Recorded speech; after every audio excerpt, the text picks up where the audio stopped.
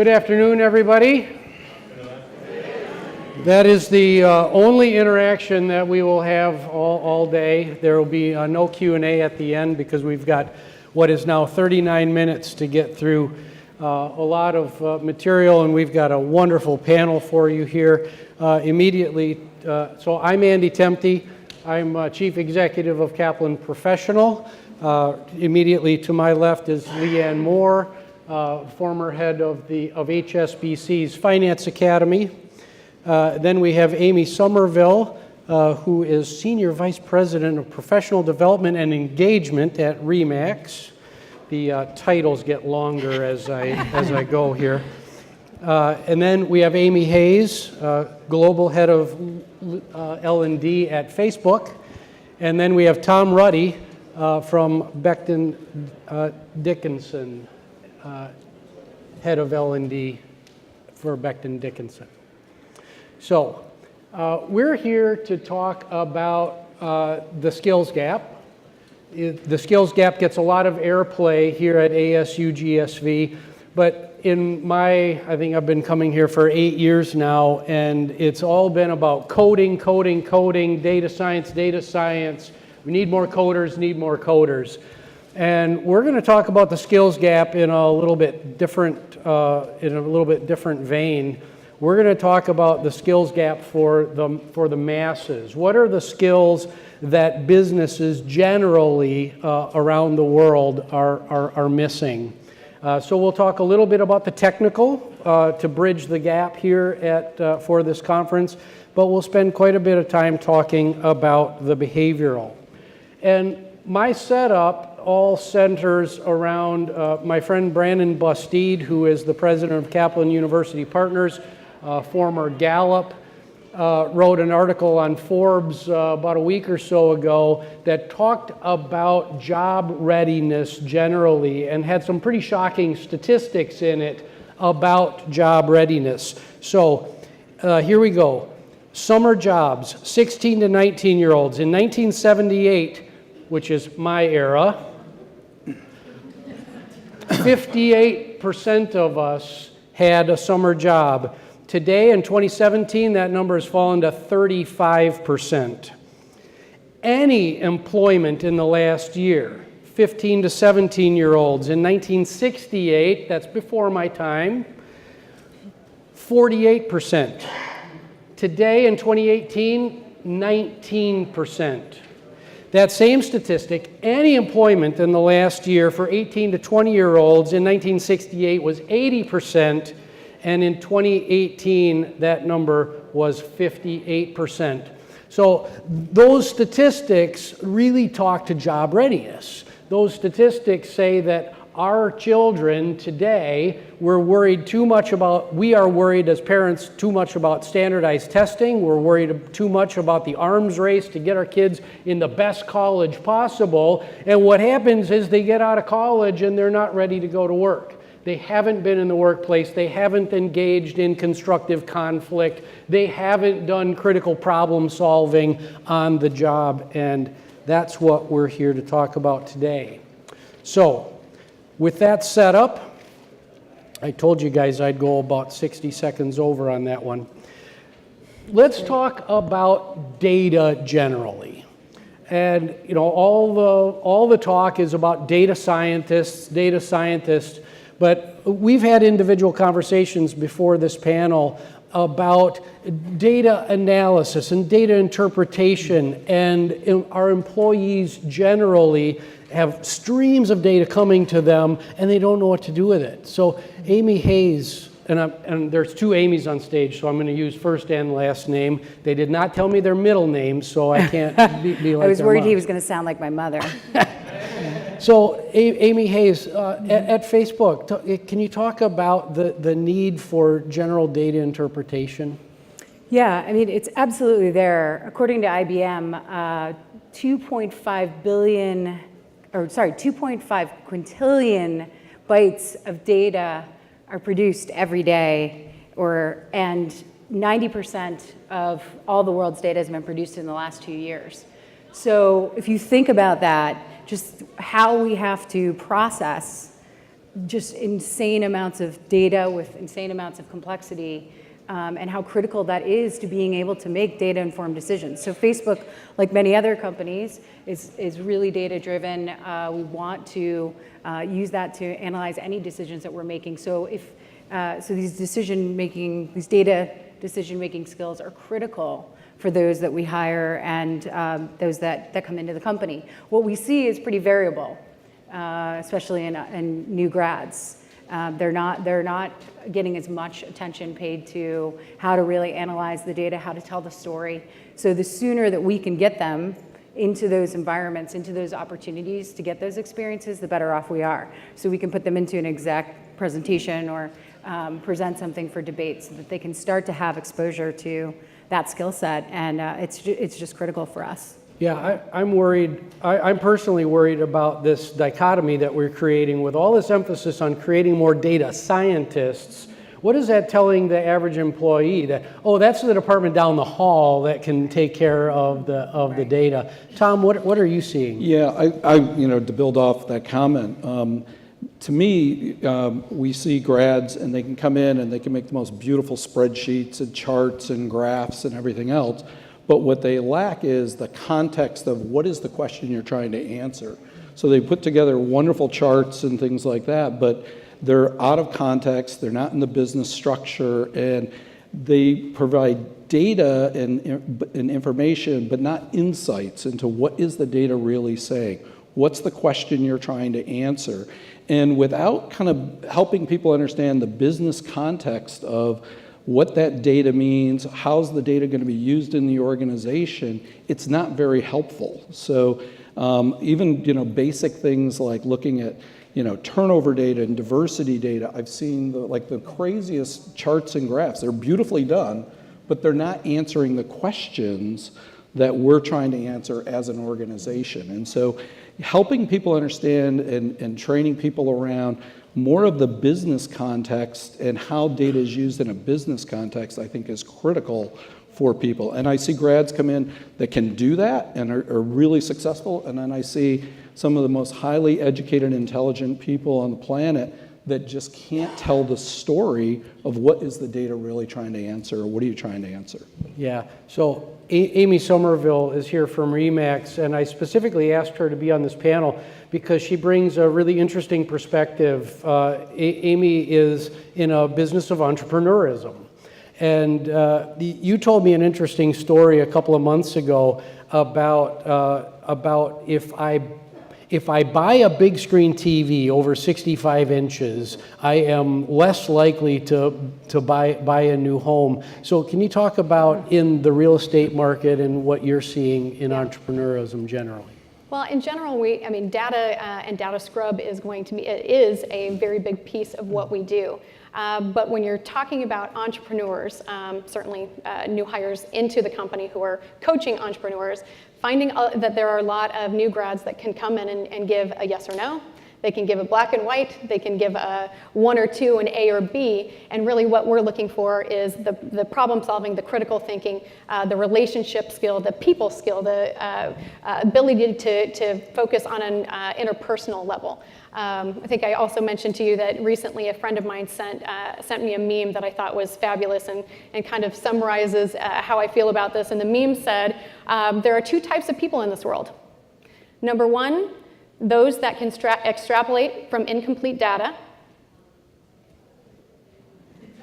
All right? That's great. Love that, because boom, right? And what we're not interested in is looking at somebody who can fill that gap, right? Running a business, being an entrepreneur doesn't get to come in a perfect, pretty box with a 1 and a 2. And how can the people who are supporting entrepreneurs and also young budding entrepreneurs look at a set of data that is potentially and most probably incomplete and make some really good determination of what it's trying to tell them? Yeah, so we'll talk about problem solving a little bit more, but Lee, you ran Finance Academy at HSBC, and an important kind of outcome of this data conversation is financial literacy, because a lot of the data that we're interpreting is financial. Can you talk about your experience at HSBC with that Finance Academy, and specifically how you were trying to drive participation? Because from our conversation, it really wasn't mandatory to go through it necessarily, but how do you get folks in an organization to rally and become more financially aware? It's a real challenge. But one of the things that we were doing at HSBC is really trying to reinforce that to understand and be able to decipher the interrelationship between figures, people, processes, and technology is really absolutely key to success in the current environment, which is, global, ever-changing. Yeah. Amy Somerville, you were telling me about how you can be the best real estate agent in the world and go out of business. Yeah, no, it's somewhat concerning to me to watch, MBAs, come out of school and don't understand how to handle just basics in finances. And certainly they can have all the passion in the world and dream to start a business, but if they don't have that basic business ops, you've got a lot of passionate people who are also failing out of business. And I think about at least when I went to school, I signed up for my very first credit card day one of college because all the tables were sitting outside in the marketplace. I walked up and thought I was making a real solid, adult decision, signed up for a credit card, and you know what else? I got a free T-shirt, so that was exciting. But what I didn't get was any education on how to manage a responsibility like having a credit card. What does that mean for debt-to-income ratios? What does that mean for being able to buy a home of my own in the future? What does that mean for credit scores? That basics in whether you are an entrepreneur or you go to work for a corporation, the one thing that seems to be missing out of higher education is just life skill, how to handle finances in real life. Do I rent? Do I buy? And what are the implications of those? Yeah, so this is a huge problem in the United States. Lee is here from the United Kingdom. You have a new apprenticeship levy We do. in the UK. And what's happening in the UK around some of these basic life finance skills? Because it's literally an epidemic here in the United States, this lack of awareness and understanding. Is it any better there? No, I think it's quite similar in the UK. I mean, I've met advanced mathematics graduates who are extremely bright, who can't do general mental arithmetic. It's a really crazy situation. But I think there's a lot of focus on financial acumen. And in a business sense, what do we mean by financial acumen? It's about good judgment and being able to make quick decisions and having a real ability to master the financials is a key tool to enable that. Yeah. Tom, you and I were talking about problem-solving skills. So we've gone through data on a very high cursory level, a little bit about financial acumen, financial awareness, which then leads us to business acumen, and you're having some real challenges there. Yeah, and like I said, it's important no matter what, if you're on a leadership team or you're part of any kind of team in our business, which is medical device, is building off some of the comments. You need to be able to read a P&L and understand what are the things that lead to leverage in that P&L and be able to, when there are problems for the business, everyone has to be able to contribute and be part of that conversation. And that really, it's when business is going well, it's easy. But when businesses struggle, it's that ability to play within those gray spaces and really understand and problem solve and come up with unique ideas, things that haven't been done. Anyone can follow a playbook, whether it be in real estate, or financials, but it's more, we're facing competition that came out of nowhere that we've never dealt with before. How are we going to address that? How do you start problem solving different and unique ideas, but understanding the constraints of what you can pull, what levers you can pull as a $16 billion business. And that goes no matter if you're the HR person, the finance person, the marketer, you name it, you have to be able to contribute to those conversations and have to be able to think out of the box and not just go with a set playbook that you've learned in an academic or theoretical way of running a business. Other comments on problem solving generally? I mean, with 2.7 billion people on Facebook, there's nothing like it in the world. So to say that we have big problems and complex challenges to solve is an understatement. And we really look and need to seek out builders and innovators, those people that are bold enough to think differently about today's problems. I mean, we know that 65% of primary school-age children today will have jobs that don't even exist in the future when they're our age. They'll, right now at Facebook, people are doing jobs that didn't exist at Facebook a couple years ago. They probably existed somewhere in the world or in some combination. But the uncertainty just means that we need to have this core set of life skills and this ability to solve problems. And we know when we hire our best interns, for example, they do the most amazing things, and they are able to problem solve. The rainbow filter, for example, any of you who have ever used one of the profile pictures, we often make, we have the opportunity for you to make filters or to use a filter if something happens and you want to support a cause. And it all started with 2 interns who, during a hackathon, just on their own, decided to make one for Pride because the gay marriage vote was up for a vote. And here they were, problem solving a problem. They found the problem, they decided to solve it, and now it's being used by billions of people all the time and in many different ways. So when it's there, it's magic. Yeah, I think the challenge is trying to encourage that mindset, though, because the educational system at the moment almost teaches you to get to the correct answer. So it's almost textbook learning. And in the real world, it's not like that. You need to, just as important is the different process that you go through to get to the right answer. So what decisions have you made? What do you do when things go wrong? How have you reacted to certain circumstances? And I think that's as important as the right answer. And I'm not sure graduates these days, or well, any graduates we see, have that sort of real deep mindset. Yeah, I think that this ability to learn from failure and learn fast is really so critical to being successful in business. And it's interesting, when I recruit, one of the questions I always ask is, tell me about a mistake that you made. What was the situation? What did you learn from it? And what did you do to correct?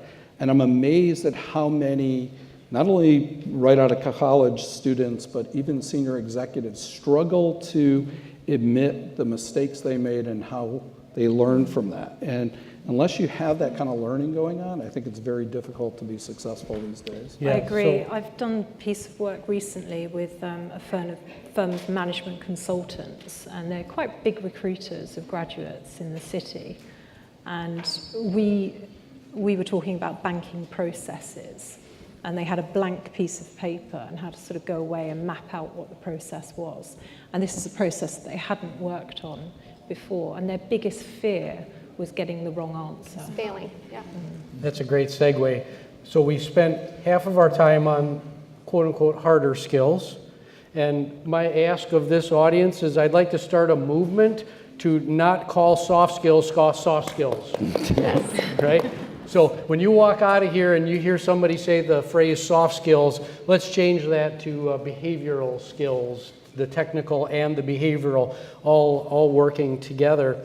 And so our first behavioral skill that I'd like to talk about, which is a great segue, is courage. So we talked about financial reporting, we talked about business acumen and problem solving, and I find that graduates and all up and down a corporation lack courage. We're not talking about running into a fire kind of courage. We're talking about courage in a business setting. Tom, you want to start? Yeah, just, I think this, we teach people to say, tell me about all your successes. But what we don't teach people to say is admit where you have weaknesses or development areas and need help.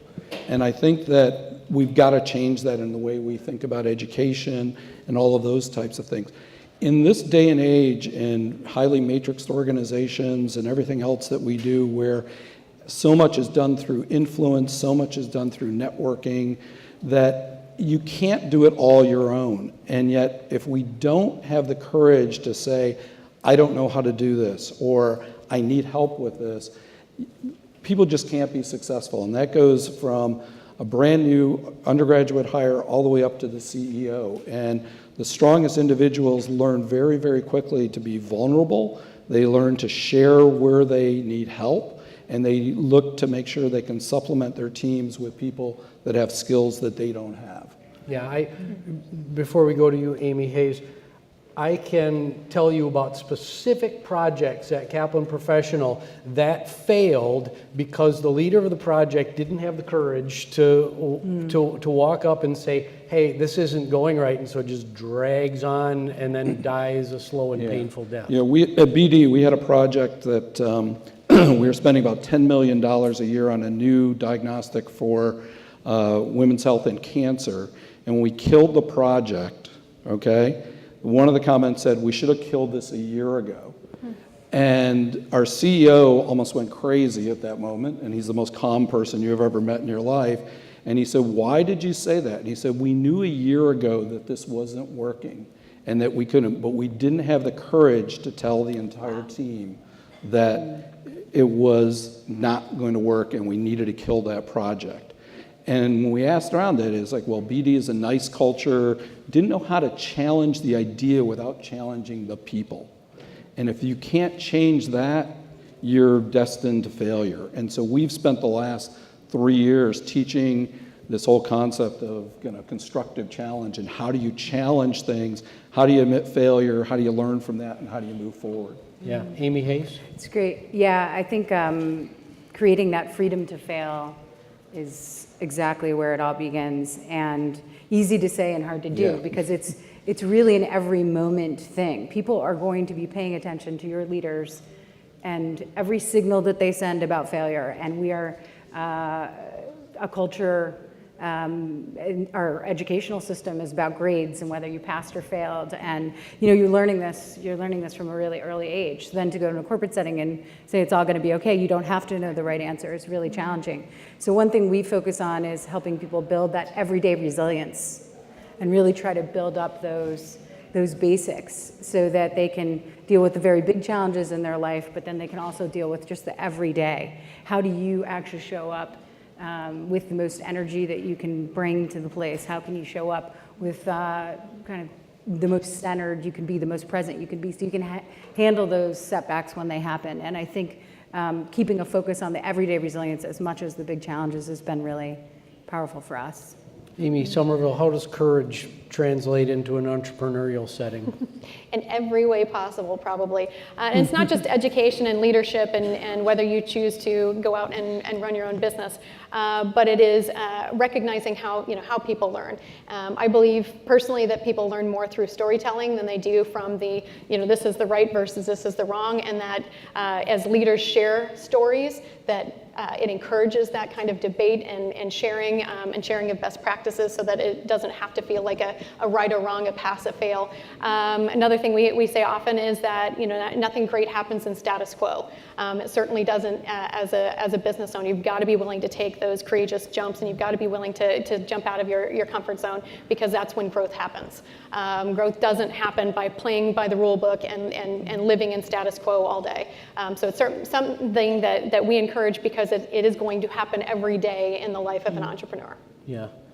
Lee, how does courage translate at HSBC and in the UK generally?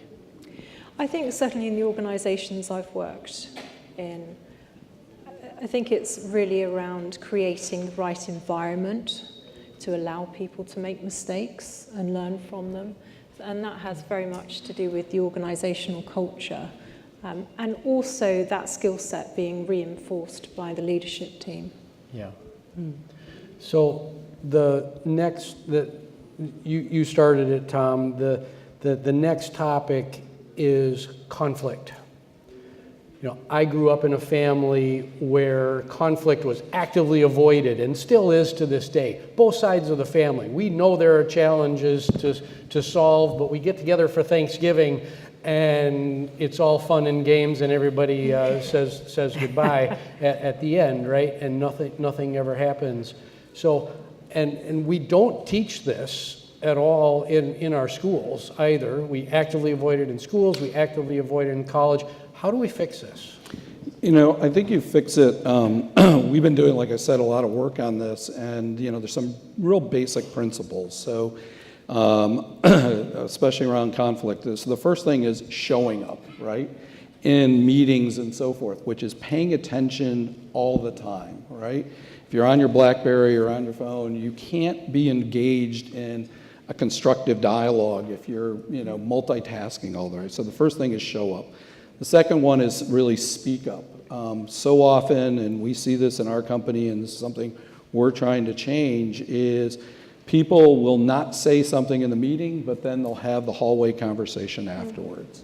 And that, to me, is, you know, death to the process for that. And then last thing is really, you know, take action and act up, which is basically follow through on the commitments that you have. People always talk about this concept of trust and so forth, and if you really want to be able to challenge ideas and build trust in an organization, the number one thing you need to do is follow through on the commitments that you make as part of those dialogues. And if you could just get back to those basic behavioral things, which in many ways are just, you know, respectful behavior, I think that you really can have good dialogue with good challenge without making it personal. Yeah, I love that model, by the way. Thank you. That's a good one. You know, at Facebook, we have a value about being open, and attention to being open is conflict or disagreeing with each other, you know, because there's going to be a lot of debate and there's going to be a lot of discussion about everything that we do. And every single week, I think a good example or a good way that we help people develop the skill is that every single week, Mark Zuckerberg does an open Q&A with the company, where he stands up and the other leaders stand up and they answer any question that people want to talk about. That's great. And you're encouraged, actively encouraged, to ask the hard question. And you can almost sense this frustration if people want to talk about like the type of water we have in the micro kitchen or whatever might be the thing of the day. Because the ability to be able to stand up there and ask those hard questions not only gives us a chance to debate and discuss these things openly, but it's your first day with the company, you're like, wow, I didn't know I could do that. So we hope that it transcends that 1 hour that we're together and it's everywhere and all the time. Yeah. That's cool. At the risk of becoming the queen of the soundbite, another thing we all often say in our department is conflict only exists when expectations differ. The conflict's very rarely person to person, and if we can take the people piece out of it and recognize it's about systems and processes that have come in conflict, then really it all goes away. Everybody's willing to debate that this system might be better than this system, or this process might be better than this process. Where we shy away from conflict is we think it's me versus you, right? It's a person thing, and it's not. If you can look at any conflict in your business or even in your life and back it out to, was there a missed expectation here? Oh, well, that's pretty easy to clear up. But to your point, both of your points, the transparency and being able to debate, that's what gets the good stuff. I mean, that's where the good ideas come from, is getting people riled up and bouncing ideas that not everybody agrees to. In fact, I think I would be disappointed if I walked in and everybody agreed. How boring would life be, right? So. No, I agree. I think there's conflict in every sort of healthy organization. It's part of the culture. And I think by, particularly with graduates, understanding that it's not personal, that within teams or priorities there's always conflict, and that's okay, is part of the sort of step forward. And I don't think this is just a graduate issue. I think throughout the organization there are people who are uncomfortable with conflict and sort of shy away from it. Yeah, so again, if there are K-12 administrators or college administrators in this audience, my second ask of you is, you remember speech class? Speech class made you really uncomfortable, but you had to do it. We should have conflict experiential conflict classes, or some type of environment, so that folks can practice in a non-threatening environment, engaging in constructive conflict. Because students get to our businesses and they don't know how to challenge one another. Egos get in the way, lack of vulnerability, and then projects fail and bad stuff happens. I think the first sign of that as well, the first experience people have of that is in one-to-ones. And so I do think it's also to do with the way that managers promote dealing with conflict. So one of the last things that I'd like to hear about is you're all L&D professionals, have had some experience maybe in human resources. We've talked about the technical skills, we've talked about the behavioral skills that are necessary, but the recruitment equation doesn't seem to change. We have these 20, 30-year-old recruitment processes in our businesses, and we say that we want to hire for new skills. We say that we aren't going to hire for a bachelor's degree as necessary for a particular position, but then the job description says that you have to have it, and we just repeat the same mistakes again. What's happening in your businesses to try to change that dynamic? Go ahead, Amy. I guess I can jump in. And it comes with a story, believe it or not, a little short story. Recently I walked into the kitchen and I saw my 6-year-old hosting what she thought hundreds of thousands of people on her YouTube channel. To be very clear, she does not have her own YouTube channel. She just has an iPad and a very active imagination. But when I walked in and saw that, she kind of looked back at me and her dad and said, how many likes do I have and how much money have I made? And we're like, you know, there's nobody on the other, like you just push start on your iPad, right? But it hit me like, oh my gosh, like this is a generation I need to go back and I need to understand my kids and my kids' generation. You know, my mother grew up playing with dolls and playing mom. My sister and I grew up putting on her clothes and pretending to be a professional, and my kids pretending to be an entrepreneur. So what's going on with this generation that's coming up the back? And I've studied it quite a bit, but most recent in a Forbes article recognizing a survey of centennials, which is the generation of 2000 and beyond. You know, these are kids that don't know anything outside of the internet or mobile or digital, but they also grew up with a pretty clear acknowledgement of the Great Recession and what it costs their parents to contribute to a degree, and they are still carrying that college debt. So you've got kids who are super high-tech, tech savvy, are wanting to go start their own businesses. Of the survey from Forbes, 72% of centennials that were surveyed said that they had planned to start their own business. 72% of that age demographic. Awesome. So our education system should be very keen on that and very clear that, you know, teaching kind of the entrepreneurial piece, but that also it's going to mean something different. These degrees are going to mean something different to the generations coming up behind us, and they're going to make that determination whether we do or not. So from an HR perspective, really recognizing to your point, I've had our SVP of HR give me resume after resume, and before it's sent to me, it says, oh, look, this person has an MBA or this person has a PhD, and it does something different in my head than it does for the old school, probably. Not that I'm calling her old school. But the point is, our generations that are coming up underneath us are going to make that change for us. So from an entrepreneurial perspective, we're encouraging of it, but there's some baseline education that needs to come alongside it, like certifications, specialty designations, some things outside of just a bulk four-year degree or higher education. Yeah, so sorry, Tom, just to clarify the question maybe a little bit, we talk about badge stacking, we talk about pulling the degree apart, we talk about rapid reskilling, but are we actually making any progress? I think we're making progress slowly. I mean, and one of the things that Amy mentioned kind of triggered something in our head, and it's not company-wide yet, but most of our senior executives, we've started with resumes blinding out what university people went to and what degree that they have, because we all knew that we had biases coming in.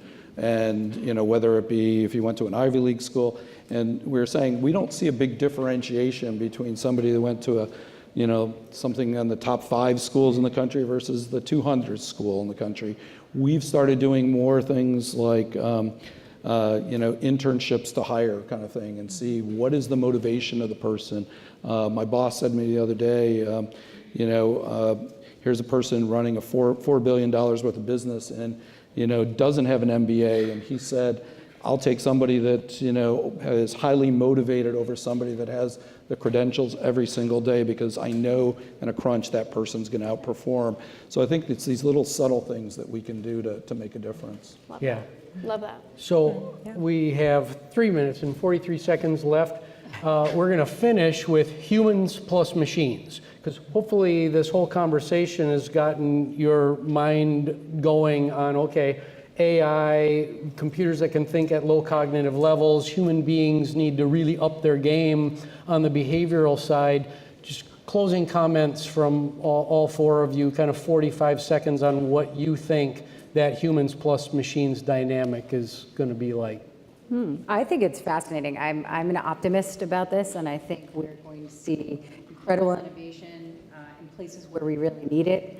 Medical, the way that we connect with people. I think there's a lot to be gained. I think it does demand different life skills from who we're hiring and who we are, even ourselves. I mean, I think our ability to continuously learn is going to be critical, because like I said, the future's uncertain and the machines are going to make it only more uncertain. I think we are going to have deep empathy and really understand people different than us, so that we can build things and help build the world, not just build what our worldview is. And I think we're going to have incredible perseverance. There's no straight line to any of this, and with this level of uncertainty, I think we're going to have to be resilient and have deep grit to get through it. Lee? No, I agree. I think what will happen is that the behavioural skills will become as important as the technical skills. And we're seeing that today in the workplace. So, yeah, I think it is a shift in mindset. Yeah. Tom? So being a little older than most of the people on the panels, I was promised a jetpack and a self-driving car 30 years ago. Still waiting for those. And I bring that up because I just read an article recently, and they said, in the next 3 years, 1 of every 5 team members will be, a computer or robot. And I do think we need to embrace the AI technology as quickly as possible, but recognize what it's going to allow us to do is not view it as taking jobs, but creating totally different jobs and rethinking the way work gets done. The Industrial Revolution happened 100 years ago, and yet there's more people employed now than there ever was then. It's a change and a shift, and it can't happen fast enough to rechange the jobs to things that are more important, which is thinking about the unknown and thinking about and innovating the things, like I said, that can't be done purely by machine language. Yeah. Amy? Technology provides amazing things like convenience and enhanced experience, but human beings provide that customer advocacy, the expert advice that machines just simply won't be able to provide. So looking forward to it as well. Yeah, so in closing, at Kaplan Professional, we have a robot. So we've adopted some low-level robotic process automation. It's a machine that sits on a desk, and his name is Otto the Autobot. And what it's doing is it's taking some of the very mundane, highly repetitive things that human beings were doing before, and our team members were at first really scared of it, and now they love it because they're seeing how their work life is so much better because the work that Otto is doing on their behalf. So thank you very much for letting us speak today. Have a wonderful rest of your day.